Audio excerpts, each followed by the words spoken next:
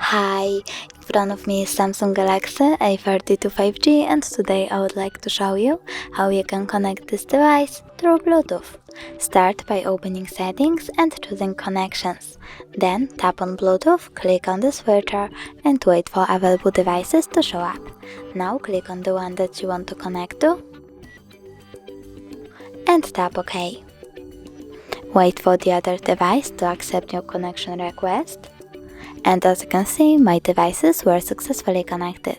But if you want to forget this connection, you can always tap on the gear icon over here and select Unpair at the bottom right corner. Thanks so much for watching. If you enjoyed this video, smash that like button, comment, and don't forget to subscribe. Bye!